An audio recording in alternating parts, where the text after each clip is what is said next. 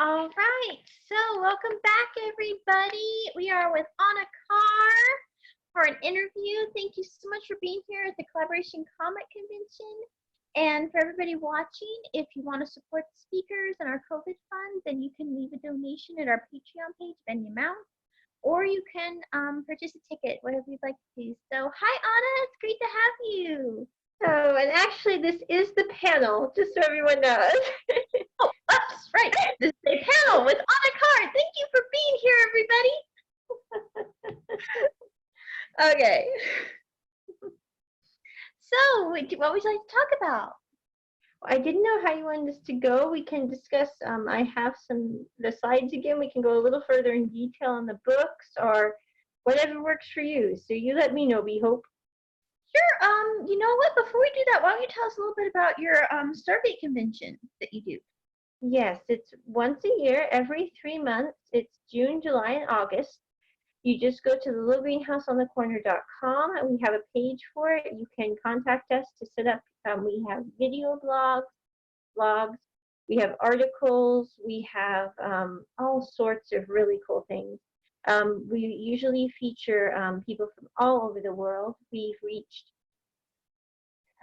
countries all over.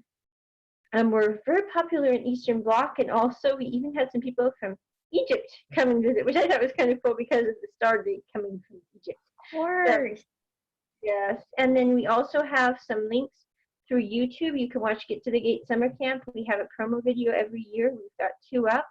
And They're we also really cool, I have to say. page you can follow. We're thinking about creating a group as well for the convention. It's Get to the Gate Summer Camp. So you can just check that out online at Facebook or on the website, thelittlegreenhouseonthecorner.com. And there's a link there directly to the Get to the Gate information. And you can also read all of the 2 years' past posts. We have 3 posts a week every Monday, Wednesday, and Friday. That's how we ended up having the Monday, Wednesday, Friday blog, because there was just too much Stargate to put on 1 day a week. So we decided to go to 3 days a week releasing posts, which are either blogs or vlogs. And then you can access those 2 years worth on a special link in the drop down at Monday, Wednesday, Friday Finds blog. Yeah, I love that Comic-Con. I've been to every single one, participated in every single one, and it's awesome. And you are doing that again this year, right? Yes, we are. And we hope to write some fabulous articles for it, so you ought to check out that as well. Thank you.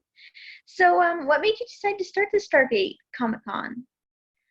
Well, I found out about Stargate because our car broke down in the middle of South Dakota, and we ended up spending the night at a hotel and having a sleepover with this delightful Comic-Con loving girl named, names are terrible for me, but anyway, she was delightful. And she told us that we should check out Stargate, and I'd never really heard of the show before. Don't watch a lot of television except usually BBC productions or films Once Upon a Time, yeah. Star Trek. Yeah, that kind of thing. If it's something that's going to involve a long commitment, we're in. Yeah. So we are diehard fans of anything. So anyway, but we choose to be diehard fans of. But we got Stargate Atlantis from the library, and we're blown away by the special effects. Not particularly the pilot episode wasn't really my thing, but once we got into it, the character of John Shepard I really identified with. And also I really liked Taylor and Ronan, and watching the camaraderie between the characters as the show progressed and how they became kind of a familiar unit on the other side of the galaxy, that was pretty cool. So then we went from Stargate Atlantis, we had to watch Stargate SG-1. And so we went to Stargate SG-1, watched all 8 seasons of that, plus the films. And we then got you and saw the fabulous Robert Carlyle play Dr. Rush, which, in my opinion, moment of silence around the world. No offense to anyone else who listens and has their own opinions, but he made that show. If it hadn't been for Robert, I don't think I would have liked it nearly so well. I know a lot of people don't like Dr. Rush, but in my opinion, he's an endearing chap. So, and And B Hope wrote a fabulous selection of articles on Dr. Rush and his character, and also made a music video called Visit de Arte in honor of that character. It's on YouTube, and the posts are on Get to the Gate Summer Camp Monday, Wednesday, Friday Finds blog post, so you can check that out. But it's a fabulous look at his character development. So, but I really, really like the camaraderie of Atlantis. I do like SG1. It's, you know, the first one you start out with, you kind of end up usually liking the best. Not that you don't like the others, but I do have to say I am a really, really a big fan of SGA, and I also really liked the Arc of Truth.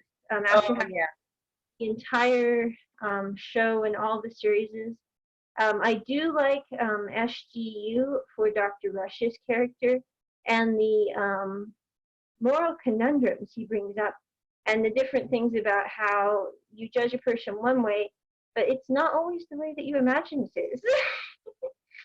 And often the person who looks like the bad guy may not really be the bad guy at all. And I kind of like that, a bit of throwing you off guard and making you pivot in thought. So I think that's what I like best about sci-fi is that it is moral questions wrapped up in a story that you can watch. So. And have you seen the newest one that came out, the Stargate Origins? Did you like that one? Oh, that one was fabulous. I love that. It was really good.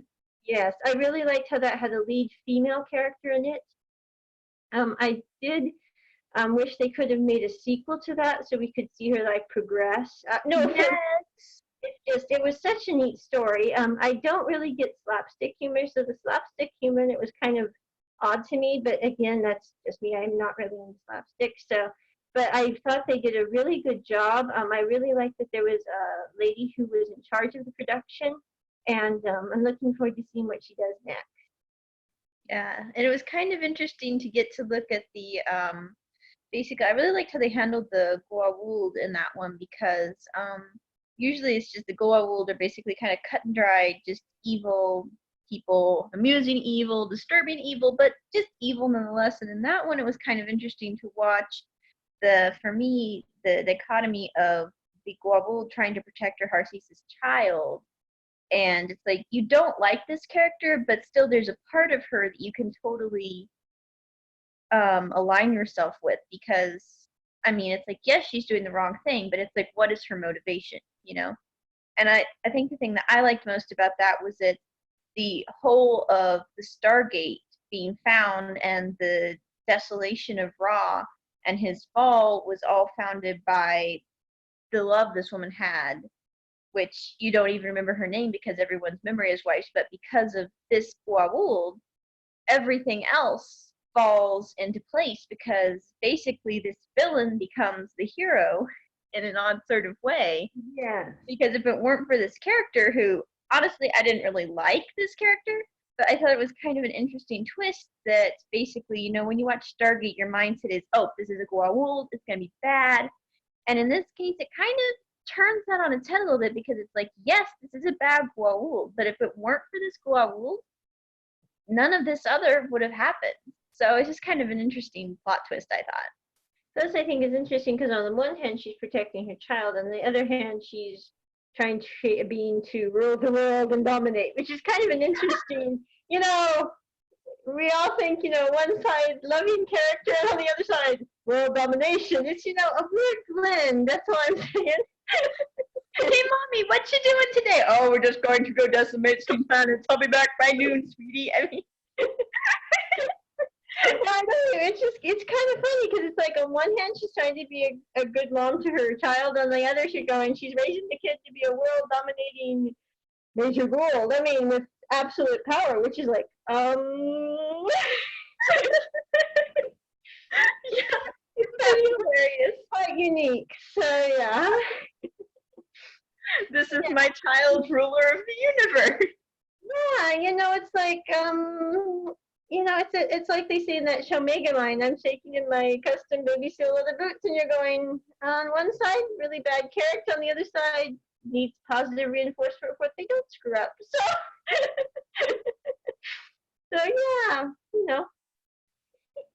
Yeah, totally. So So about your books, tell us a little bit more about what made you decide to become a writer. Was it really just was it even something you decided? Was it just something that kind of happened organically, or what happened there? Well, I've been writing stories since late elementary school, early high school. Several of these works that are published were spin-offs of original work that I did back then, which was quite a while ago.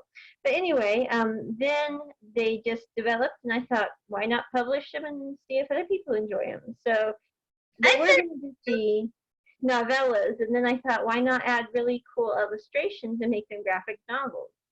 So that's how most of them developed into that, except for the Being in Business, which that one was a collaboration with all the artists, foodies, and interior designers that were on the blog from all over the world. And that was a really neat experience, kind of like this convention in bringing people together with different thoughts and mindsets and having new ideas for them. So Geeks unite! yes, so it's been a pleasure to see that one. And then the graphic novels, I didn't intend to release them that way. It just kind of happened, and I thought, we'll just go with it. So kind of like this convention, we just thought we'll go with it, and here we are. So last day of the first weekend, we're all still, well, we're setting, but we're still there. I think we'll post a video at the end of this saying what we have learned from this. Yeah. And that How will be to plan a interesting. convention that is worldwide in 3 weeks. Yeah, and next time we're doing 6 months. Yeah. It's been really fun to see, though, all the people that have come. I mean, Yes, I never told you this, but it turned out really well. I mean, it did. And we had such help from Sean. He was so great. And then oh my God. Hink Wildhusen helped us with the website design. So thank you, Hink, if you're listening. And it's just been a joy to see people come together and during the midst of this COVID quarantine lockdown thing, have a way to interact with each other. So I'm looking forward to seeing what happens next week. And we're working on a surprise group panel. I guess we'll release it now with the guests that are available to chat. We'll all come together in a Zoom chat, and then people who would like to participate can ask them all questions, etc. During the last part of the convention next week on Sunday. So that'll be amazing. So what made you decide to start this collaboration comic convention? Well, about 2 years ago, when I was doing Get to the Gate summer camp, I met Dean Aylesworth. He was doing a couple of posts in June of that year. He was a Nubis in Stargate. Okay, he sorry. Was. Sorry. And what's funny is I hadn't yet seen that Stargate because we were working our way through the original SG-1 series. But I knew he was the great system lord from the series, so I was like, oh, we can have Dean on. So got to talking with Dean via email, and he needed someone to do bookings for him. And I ran a small business doing different things. I said, well, I could handle bookings. And so come 2 years later, I'm booking for about 18 different people from different various sci-fi films, from Stargate, Supernatural, Sanctuary, also some from MacGyver, and not very good at remembering TV names, but a lot of different shows. The X-Files. And so got to talking with all my clients, and during this COVID-19, most of the conventions have been canceled that were scheduled for this year in the spring and the summer, and it looks like it might be into fall. So we got together and asked them if they'd like to do something online, and this was what we came up with, and 3 weeks later, here we are. And I have to say, we haven't had any hiccups in technology once it got rolling. The ones before that were quite interesting. Yes. But now we are doing pretty good on technology. Everything's been rather seamless. It's been such a joy to see people connect. So. Oh yeah, it's been amazing. I'm really glad you thought of this. So yeah, and I've got a question from quite a few people that have been talking to me back and forth about this. Are you planning on doing another one next year? I think we probably are, but it's going to depend on it depends on the planning of things. So we're not going to do it again the way we did it this year, because We had it lined out. We were doing 3 weeks of planning. We got everything ready. Our technical system completely crashed 3 days before the event, so we had to come up with another way to record the panels, which was very interesting to go into, from testing out 2 days before the event starts to going live. And it's been really good. But I'm going next year. We're going to need a larger tech team to manage things, and also we will need to figure out notifying participants in different time zones, because that's been a problem. We've heard comments because of some people in Europe can't access the events because they're asleep during the time and they didn't know what time Central Standard Time was. So we'll have to come up with a better notification system. But yeah, I think we'll probably do it next year. It will just involve a lot more planning on the ground than we have for this one. It's been a pleasure, but I'm going next time. We will have a more streamlined system in place, because, yeah. Okay, and I've got another question for you. If you could go to any comic convention in the world, which ones would you want to go to? Like, what's your dream con to go to? Like, it's an in-person con. What's your dream Probably the ones in Asia. I've heard they're massive, and also I've always wanted to visit Asia for quite a while now. So I'm a big fan of Asian drama, etc., like manga, and so con? it So, what would are be some of fun. your favorite Asian dramas? Um, hmm.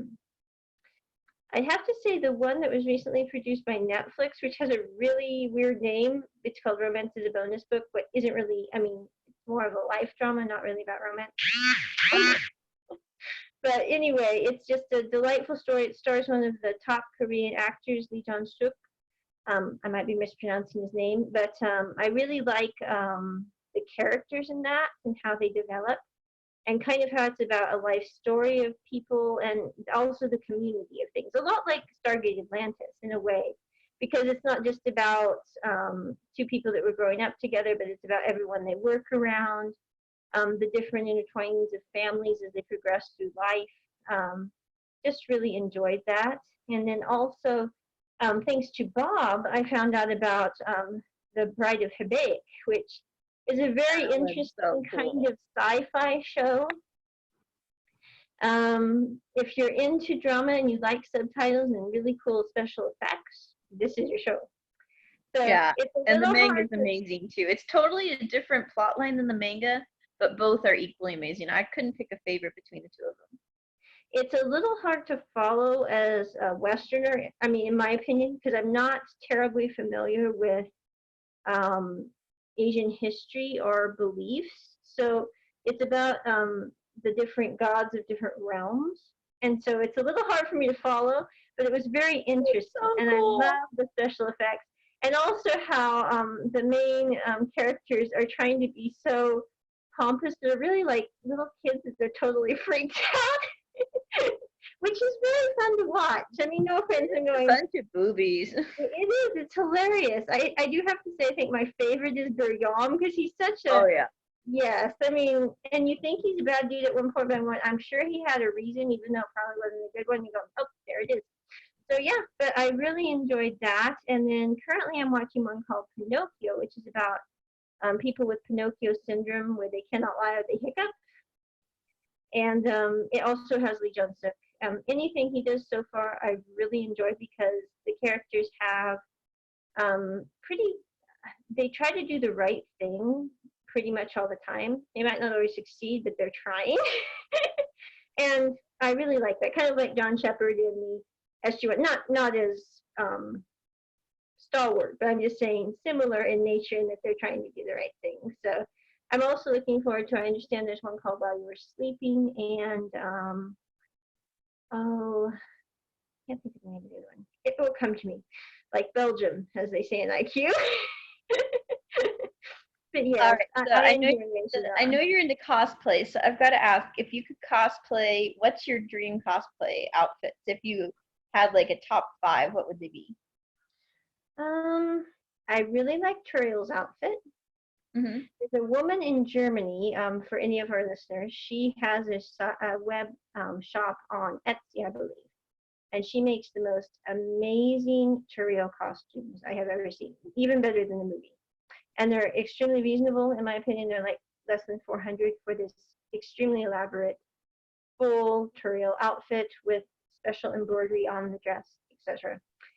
So I'd have to say it'd probably be Turiel from Lord of the Rings, and I do like some of Arwen's clothes. It would depend on the outfit, but some of her things are very elaborate. I like cosplaying. Would you I think it'd cosplay be fun. Stargate? I think it'd be fun to be just a person at SGU, one of the SGU uniforms, or SGA, excuse me, SGA. But anyway, I also liked Star Wars, the costume worn by, is it Jyn Erso? Yeah, that one's cool. So yeah, kind of like those kind of outfits. Yeah, that sounds awesome. That's really cool. Yeah, I love cosplay. So haven't really done it yet, but I'm excited about trying some this year. So hopefully there'll be a con open, and if not, I'll just, I don't know, wear it around the house or something.